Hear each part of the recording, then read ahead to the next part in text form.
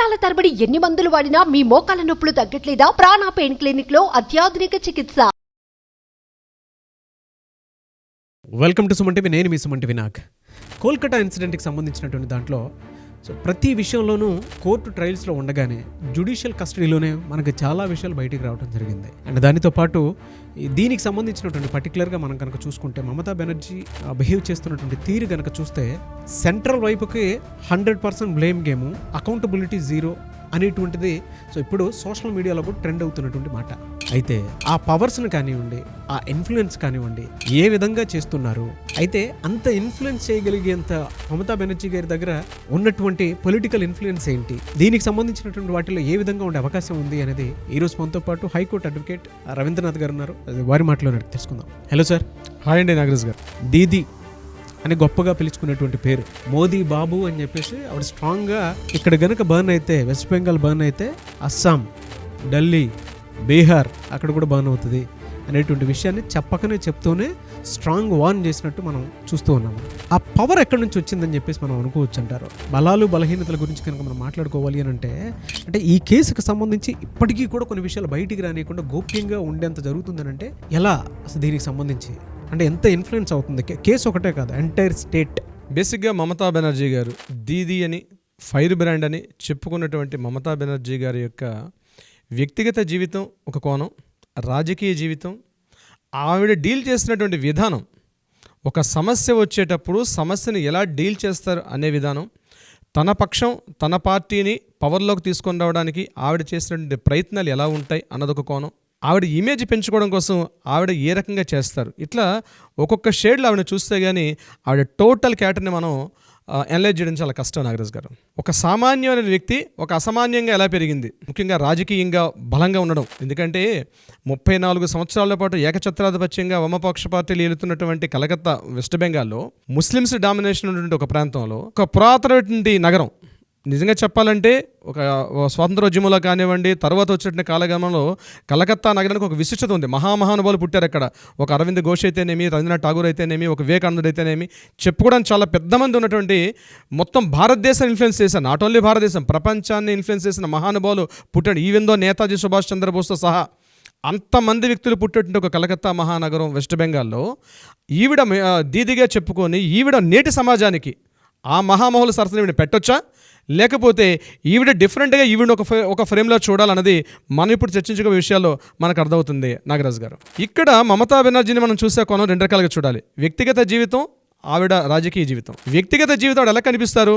ఒక తెల్ల చీర, ఒక నీలం రంగు అంచు కానీ శారీ కట్టుకొని, చేతిలో ఒక సంచి పెట్టుకొని నడుచుకుంటూ వెళ్ళిపోతుంటుంది.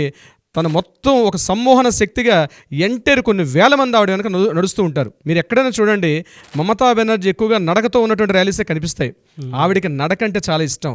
డైలీ మార్నింగ్ 6 కిలోమీటర్స్ ఆ ట్రెడ్మిల్ నడుస్తారట ఆవిడ. కొన్ని దశాబ్దాలుగా ఆవిడకున్నటువంటి అలవాటు నడక అన్నది. ఈవిడ సోమనాథ్ చటర్జీని 1991లో ఈవిడ ఓడించినప్పుడు, అంటే అప్పటికే మార్క్సిస్ట్ పార్టీ బలంగా, అంటే జాదవ్పూర్ అనేటువంటి ఆ యొక్క కాన్స్టిట్యుయెన్సీలో సోమనాథ్ చటర్జీ అని మహామహుడైన, ఈవిడ ఒక చిన్న పిల్ల ఎలుక. ఆ టైంకి అతడు ఒక మేరు శిఖరం, చిన్న పిల్ల ఎలుక. కాంగ్రెస్ పార్టీ తరఫున ఈవిడ అక్కడ స్టార్ట్ చేసింది యాంటీగా. ఎందుకంటే మార్క్సిస్ట్ భావజాలాన్ని అక్కడ కట్ చేసి కాంగ్రెస్ పార్టీని స్థాపించడం ఎవరి వల్ల సాధ్యపడదు. అంటే లెఫ్టిస్ట్ పార్టీ అంత బలంగా ఉంటారు వెస్ట్ బెంగాల్లో. అటువంటి ప్లేసులో ఇంటింటికి తిరిగి, ప్రతి వాళ్ళ ఇంట్లో టీ తాగుతూ, వాళ్ళ ఇంట్లో అంట్లు తోముకుంటూ, వాళ్ళ చిన్నపిల్లల్ని ముద్రాడుకుంటూ, అంటే ఒక కొత్త ట్రెండ్ క్రియేట్ చేసింది. అదే ట్రెండ్ని ఆల్మోస్ట్ జయలలిత గారు పార్టిసిపేట్ చేశారు అక్కడ. ఇక్కడ ఇంతకుముందు మన ఎన్టీఆర్ గారు కూడా అదే టైంలో ఇక్కడ మనకి తెలుగుదేశం పార్టీ ఏర్పాటు చేసినప్పుడు తన చైతన్య రథం మీద ఎలా అయితే ఎన్టీఆర్ ఆ టైంలో జరిగిన సంఘటనలు అందరూ ఇంచుమించుగా ఇటువంటి భావజాలానికి ప్రేరేపితమయ్యారు. అలాంటి ఒక చిన్న మమతా బెనర్జీ గారు సోమనాథ్ చటర్జీ అనేటువంటి ఒక మహానుభావుని ఎప్పుడైతే ఓడించారో జాతీయ స్థాయిలో పతాక శీర్షికలకు ఎక్కారు మమతా బెనర్జీ అనే పేరు. ఇది రాజకీయ పరంగా. వ్యక్తిగత జీవితం చూస్తే ఆవిడ ఇస్లామిక్ రాడికల్ ఇస్లామ్స్ మీద ఆవిడ ఎంఏ థీసిస్ సబ్మిట్ చేశారు తన కోర్సుని ఎంఏలో. ఇక్కడ ఆవిడ భావజాలం, ఆవిడ హిందూనా ముస్లిం అన్నది ఇప్పటికీ కూడా ఒక కాంట్రవర్షియలే. తనను చూసినట్లయితే నుదుట ఒక బొట్టు ఉండడం కానీ ఒక హిందూ స్త్రీగా కనిపించరు. కానీ తను చేసే పనులన్నీ కూడా ఎలా ఉంటాయంటే ముస్లింకు సపోర్ట్గానే ఉంటాయి ఆవిడ చేసే పనులన్నీ కూడా. దానికి సంబంధించి మనం రెండో ఎపిసోడ్లో డీటెయిల్గా చెప్దాం.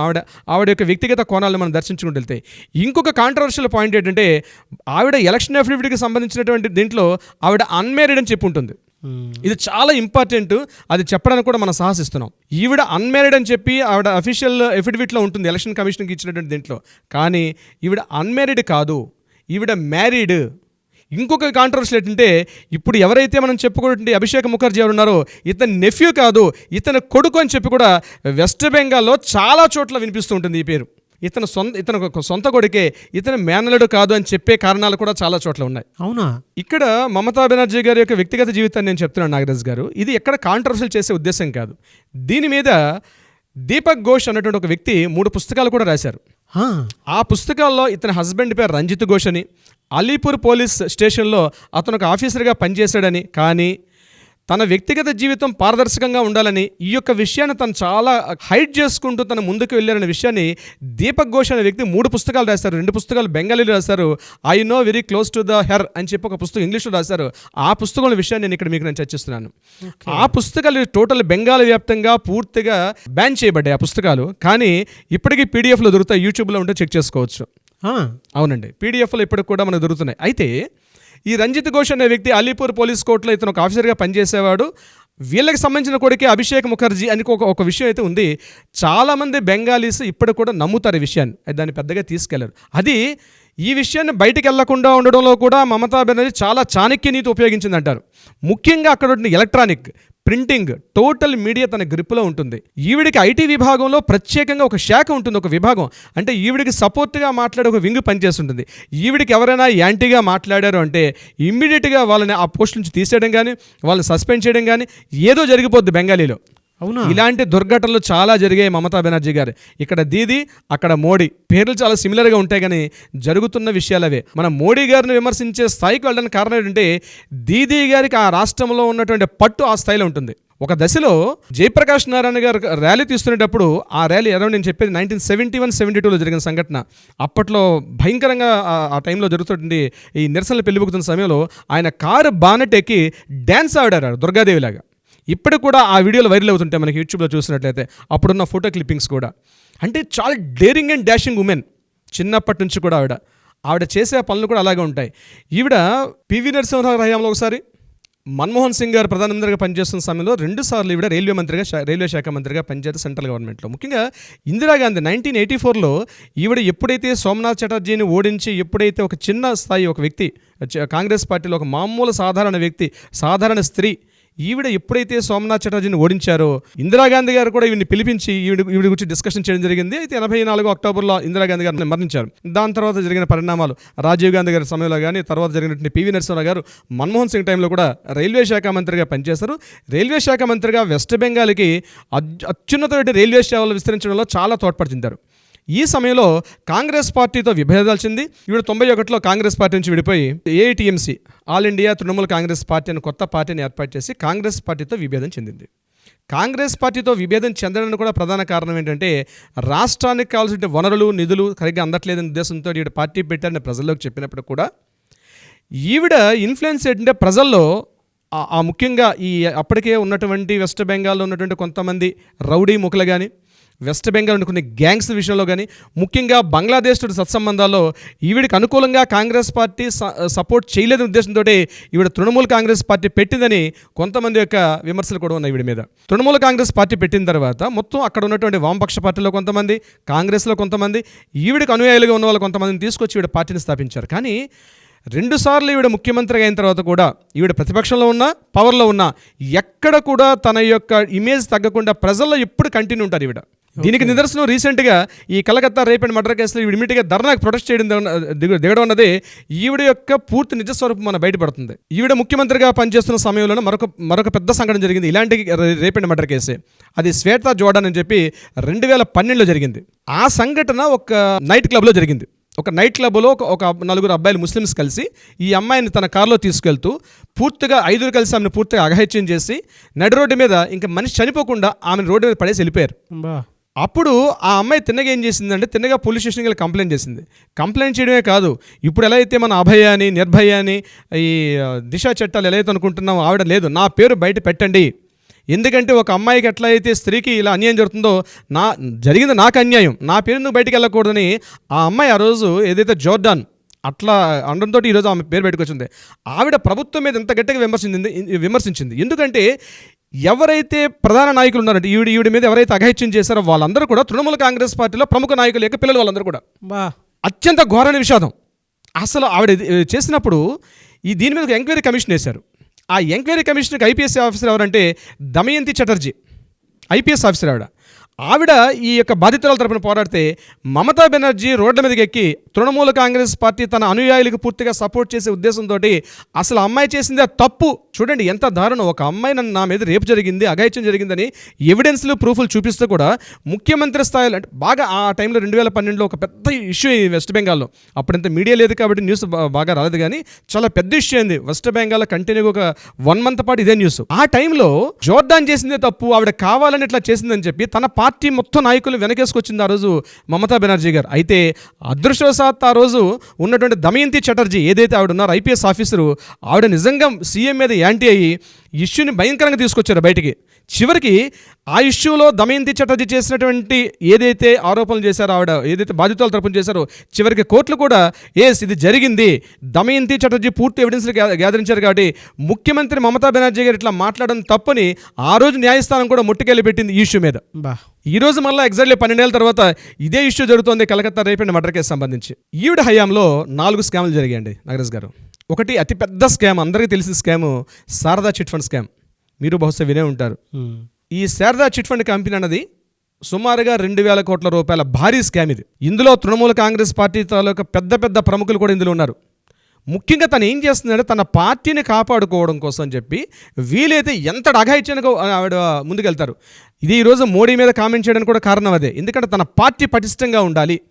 నిజంగా ఒక లీడరు అంటే మంచిగా ఆలోచిస్తే అది కరెక్టేమో, కానీ ప్రజల్ని పూర్తిగా ఇబ్బంది పెట్టుకుంటూ 2,000 కోట్ల రూపాయల స్కామ్ ఆ రోజు సిబిఐ వాళ్ళ మొత్తం ఎంక్వైరీస్ తీసుకొచ్చినప్పుడు కూడా తన పార్టీ నాయకులు ఇందులో ఏమీ చేయలేదు, వెరీ క్లీన్ చిట్ అని ఒక స్టేట్మెంట్ ఇవ్వడం జరిగింది.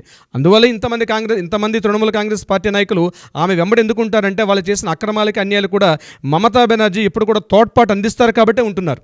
ఇది Sharada chit fund scam. Number 2 జరిగింది రోజ్వెల్ చిట్ ఫండ్ స్కామ్.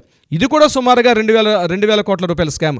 ఇది కూడా మమతా బెనర్జీ గారి హయాంలో జరిగింది. కానీ ఇక్కడ చూడండి విశేషం, ఎన్ని స్కామ్లు జరిగినా డైరెక్ట్గా మమతా బెనర్జీ గారి మీద పూర్తిగా అభియోగాలు వచ్చినప్పుడు కూడా మీడియా యంత్రాంగం మొత్తం కూడా మమతా బెనర్జీ క్లీన్ చిట్ అని చేయడం అనేది ఇక్కడ సర్వసాధారణం అయిపోయింది. మరొక పెద్ద scam Narada string operation. Trinamool Congress party నాయకులు పూర్తిగా అవినీతికి అలవాటు పడ్డారు. ఒక స్ట్రింగ్ ఆపరేషన్, ఒక ఎలక్ట్రానిక్ మీడియా వాళ్ళు ఒక నారదా స్ట్రింగ్ ఆపరేషన్, నేను ఆ మీడియా పేరు చెప్పడానికి ఇష్టపడట్లేదు, వాళ్ళు ఏం చేశారంటే వీళ్ళు డైరెక్ట్గా డబ్బులు తీసుకునే విషయం, ఒక లావాదేవీలు మొత్తం కూడా డైరెక్ట్గా స్ట్రింగ్ ఆపరేషన్ పెట్టి వాళ్ళు తీస్తే దాంట్లో కూడా మమతా బెనర్జీ గారి పేరు బయటకు వినిపించింది. కానీ ఆ స్కామ్లో కూడా ఆవిడ తప్పించుకున్నారు నారదా స్ట్రింగ్ ఆపరేషన్లో. మరొకటి బీర్బమ్ కోల్ స్కామ్. ఈ కోల్ స్కామ్ అనేది బీర్బమ్ అనే ఒక ప్లేస్ అనమాట. అక్కడ బాగా బొగ్గు గనులు బాగా ఎక్కువగా ఉంటాయి. వెస్ట్ బెంగాల్లో కలకత్తా నుంచి సుమారుగా 350-400 కిలోమీటర్ల డిస్టెన్స్లో చిట్టగాంగ్ ఫారెస్ట్ దగ్గరలో ఉంటుంది. అక్కడ ఈ బీర్బమ్ అనే ప్రాంతంలో జరిగినటువంటి కోల్ స్కామ్లో కూడా ఈవిడిగా డైరెక్ట్గా హస్తం ఉందని చెప్పినప్పుడు కూడా చాలా తెలివిగా తప్పించుకున్నారు.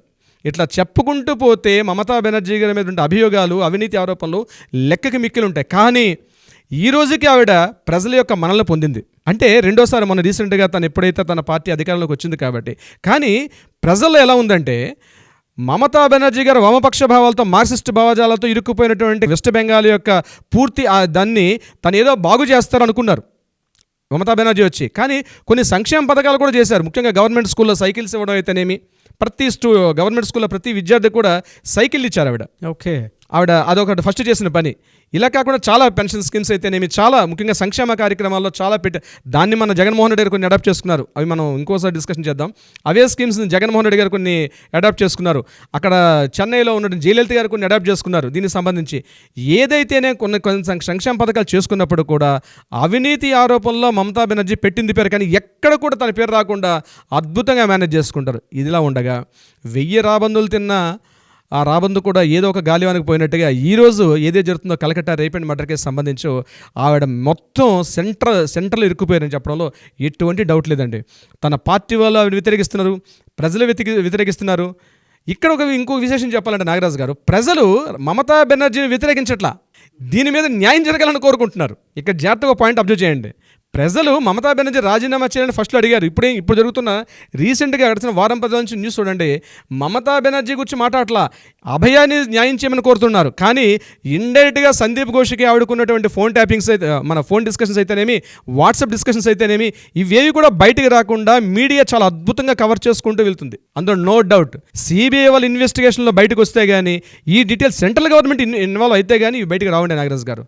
మమతా బెనర్జీ అనేటువంటి ఒక పెద్ద వ్యవస్థ వెస్ట్ బెంగాల్ అనేటువంటి ఒక కోటలో ఒక మహారాణి, ఈవిడికి ఒక పేరు కూడా ఉంది, queen of electronic media, queen of print media అంటారట ఈవిడిని. ఆ రకమైన పేరుతో పిలుస్తారు వెస్ట్ బెంగాల్లో.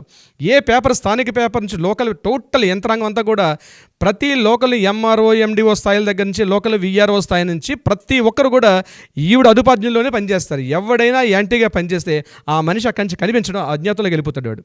ఏం జరుగుతుందని తెలియదు. అంటే ఇది ఒక నియంతృత్వ పోకడన్నట్టుంది. కొంతమంది వెస్ట్ బెంగాల్ మిత్రులు కూడా మాట్లాడుతున్నారు, వెస్ట్ బెంగాల్ మీడియాతో కూడా మాట్లాడుతున్నాం. వాళ్ళు చెప్పేది అదే, ఇక్కడ వెస్ట్ బెంగాల్లో మాత్రం మమతా బెనర్జీ కాకుండా వేరే వాళ్ళు రావడానికి అవకాశం లేదు. మోడీ బాబు గారు ఎన్నో ట్రై చేస్తున్నారు పాపం. మోడీ గారు, నరేంద్ర మోడీ గారు ఇక్కడ బీజేపీ ఎంత ప్రాతినిధ్యం వచ్చినప్పుడు కూడా రాబోయే రోజుల్లో ఏం జరుగుతుంది అందే కాలం నిర్ణయిస్తుంది నాగరాజు గారు. ఎండ్ ఆఫ్ ద డే దీనికి సంబంధించినది అయితే ప్రస్తుతానికి ఆవిడ అష్టదిగ్బంధనంలో ఉన్నారు. ఉన్నారు ఆవిడైతే పూర్తిగా ఉన్నారు. జరగబోయేది మన పరిస్థితులు రేపు సుప్రీంకోర్టు సెప్టెంబర్ 5th ట్రయల్స్ అంటున్నారు. ఇది ఎక్కడ దారిస్తుంది చూడాలి, మనం వెయిట్ చేయాలి. 2 days ఉంది. 2 days ఉంది. ఎనీవేస్ థ్యాంక్ యూ అన్న. No doubt you have a great knowledge and great research and great informative, అంటే ఆ కలెక్షన్ ఉంది చూసారా, no doubt hats off. Thank you so much Nagaraj garu. Thank you so much.